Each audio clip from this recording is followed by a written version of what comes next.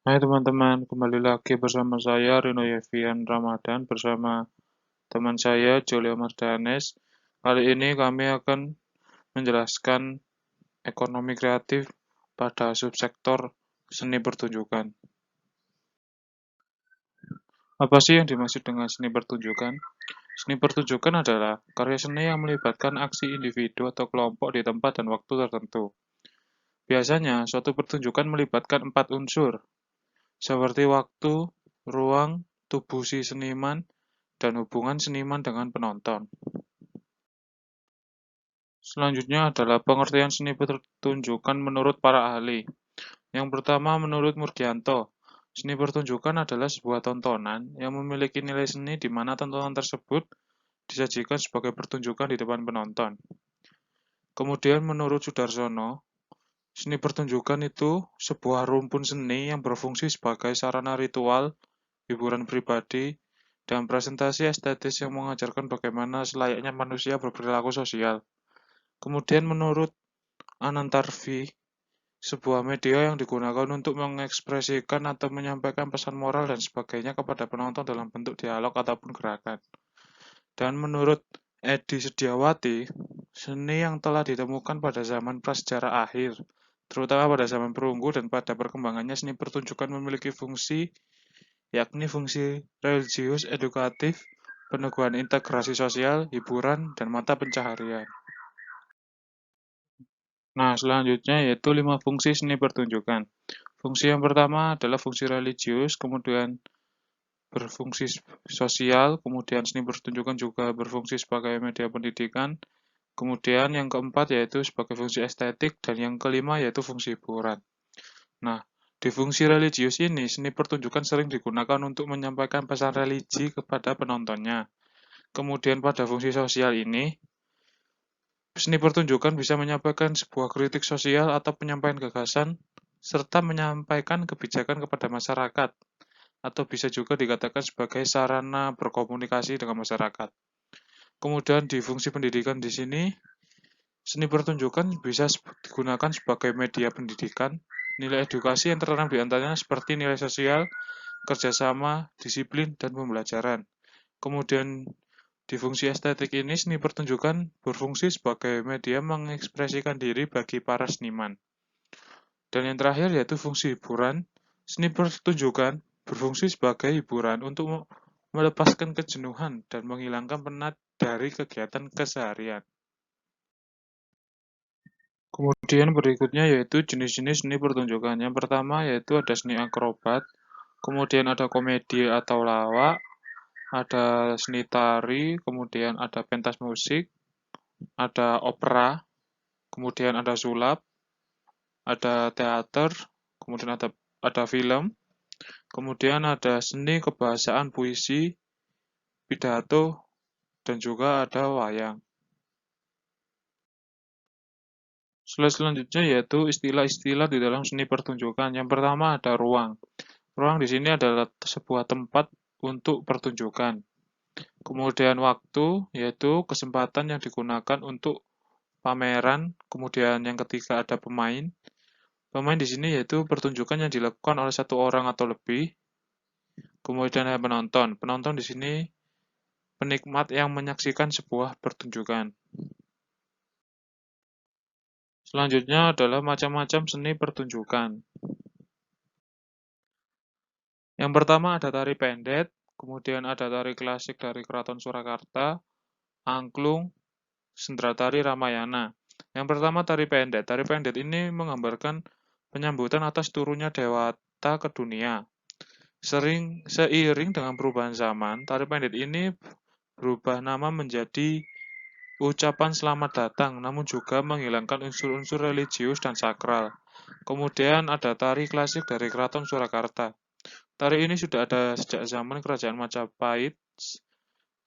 Dalam setiap gerakannya pun memiliki makna dan pesan yang tersirat. Begitu juga dengan iringan musik dan pakaiannya. Kemudian angklung.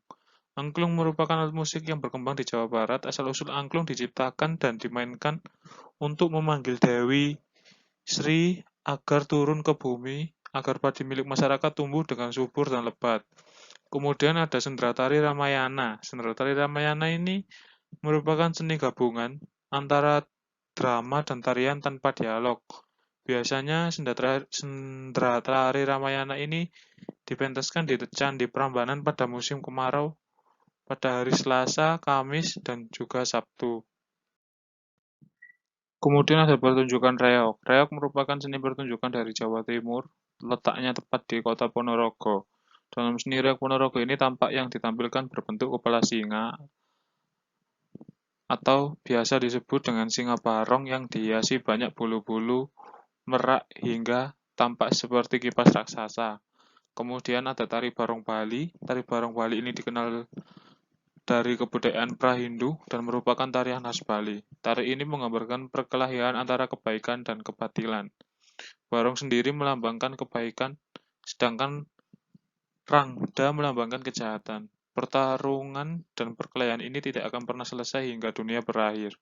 Kemudian ada pertunjukan wayang.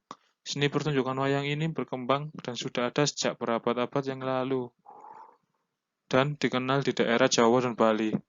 Adapun jenis-jenis wayang yaitu ada wayang kulit, wayang golek, wayang orang, kemudian ada wayang motekar dan wayang rumput.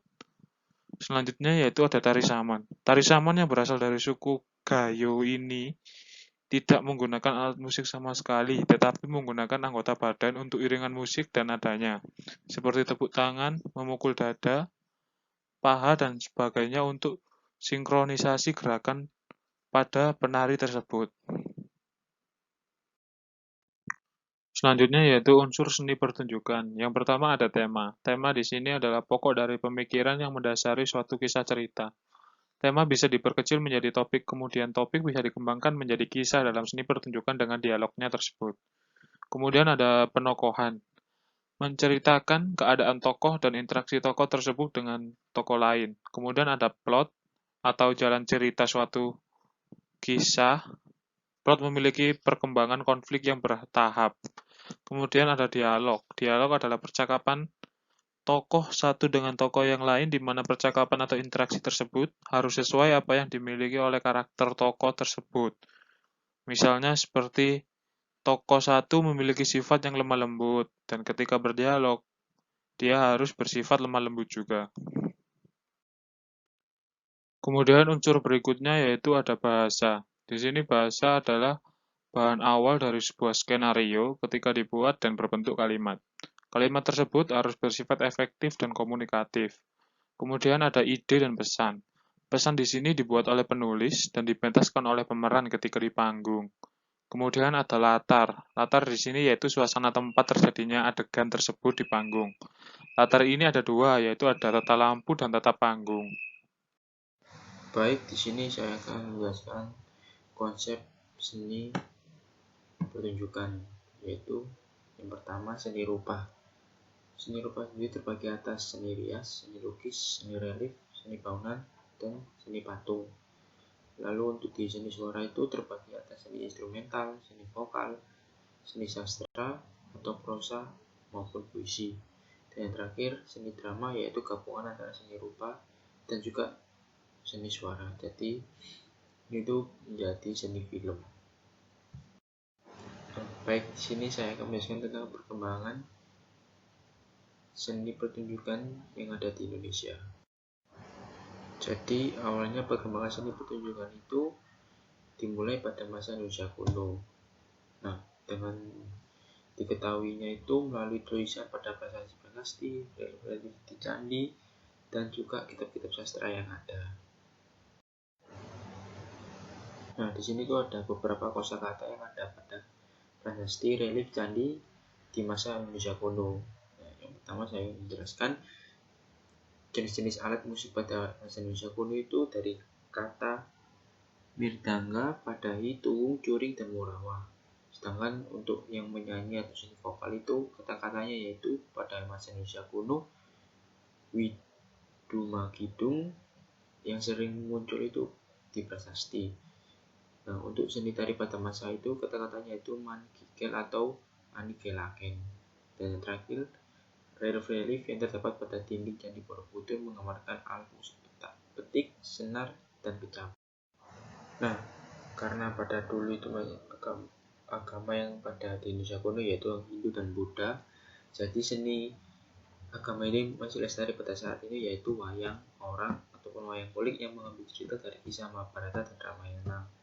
Lalu drama tari topeng yang mengambil kisah dari cerita Panji, dan juga tari topeng Panji, tari topeng Rumyang, dan tari topeng Tumenggung dari Cirebon.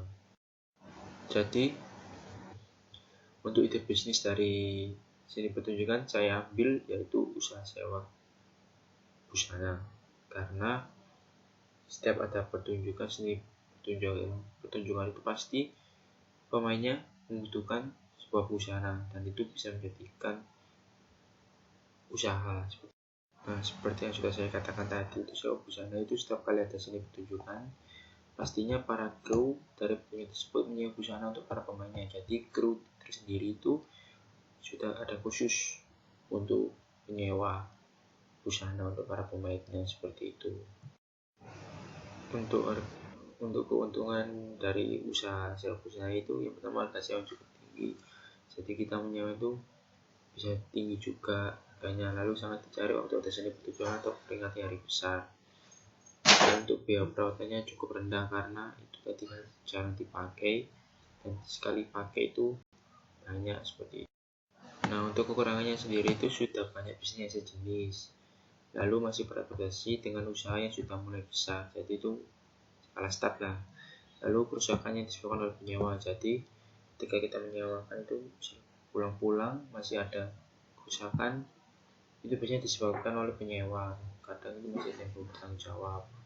Lalu untuk bisnis itu kita coba bilang itu musiman. Sekian dari kelompok kami, terima kasih.